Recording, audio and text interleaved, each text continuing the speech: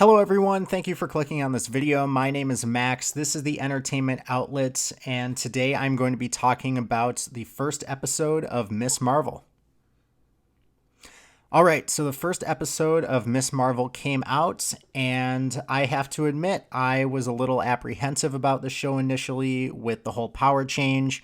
I was a big fan of the Inhumans in Agents of S.H.I.E.L.D., and I was hoping they would carry that over. So I had my doubts about the show going in, not necessarily about the character or anything that Disney was doing, but just the power set change in general. And after watching the first episode, I have to say this show is really good. Like, I was not expecting it to be as good as it is. And I think it's without a doubt my favorite first episode of a Marvel Disney Plus series.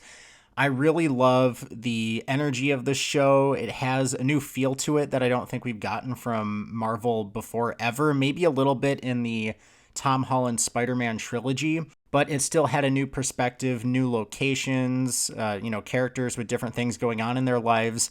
So it added a fresh perspective and take on powers in the Marvel Cinematic Universe, which I really appreciate. Now, there were a few things that stood out to me with this episode that I would like to talk about, the first of which being Kamala Khan, Ms. Marvel. This is the first role this actress has ever played, and she is killing it. I am believing everything she's doing, along with the rest of the cast. I think the cast in general is great, and I think she fits the role really well. I haven't read a lot of the Ms. Marvel comics, but based on what I've seen in videos talking about the character and watching a little bit of the Avengers video game, it seems like things are pretty accurate here as far as representation of the character. Again, the Inhumans thing is not in there, or, it possibly could have some sort of Terrigen Mist tie-in down the road with the bracelet. But I'm not mad about it. If they choose to not bring the Inhumans up here, they don't need to. I think it's still, they're still representing who the character is, and they are doing a great job at that. The other thing I love about this show is the family dynamic. I really like how it almost has like a Disney Channel early 2000s family dynamic to it.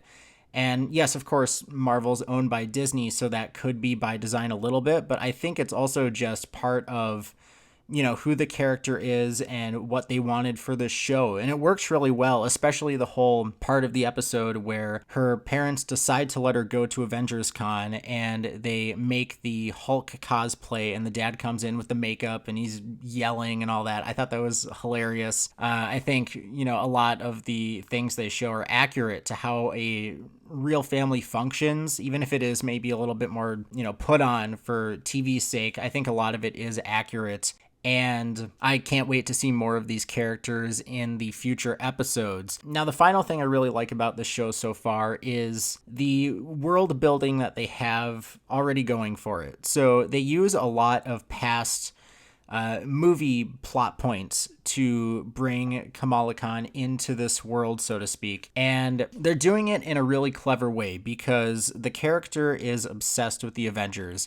She's basically like all of us Marvel nerds who obsess over things. We watch breakdowns, we try to figure things out, we follow it all, and she is one of us. And so I think the way that they're bringing, past events into the world is being done in a really smart way because it's stuff we can all relate to. It's stuff we've seen in the movies. We learned Scott Lang has a podcast or he makes podcast appearances, which, like, can we please get that as a Marvel podcast? I would love to hear that.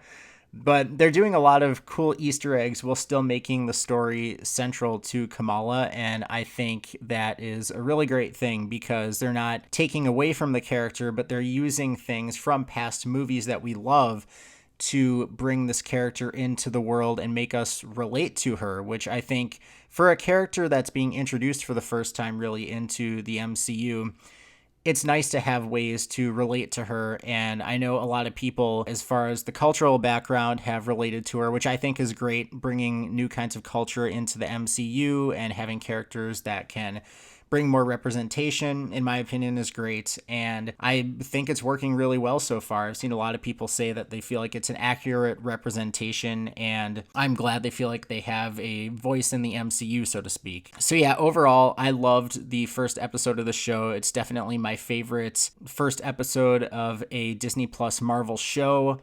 If it continues on this trend, it's going to end up being my favorite series and surpass Hawkeye, because they're doing everything right here so far, and I just can't wait to see what they do next. Now, speaking of what we could expect in the future episodes, there's not a whole lot to go off of, I don't think, in terms of, who the villain could be. We did get that tease in the end credit or mid-credit scene where there is the guy with the organization that was in Spider-Man No Way Home who was questioning them, likely working for the police department or something along those lines. And he said that they need to grab Kamala. So they could be the villain. I think they're probably going to be more of a side plot point, and we will get more of a central villain.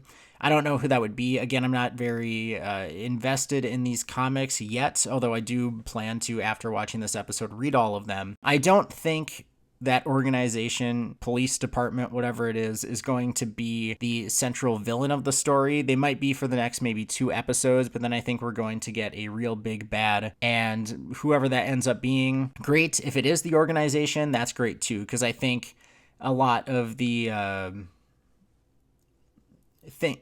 things they're doing in this show match up well with a high schooler's life and the kinds of threats I think they'd be dealing with. We saw with Peter Parker in the Home trilogy, or the No Way Homecoming trilogy, whatever people are calling it.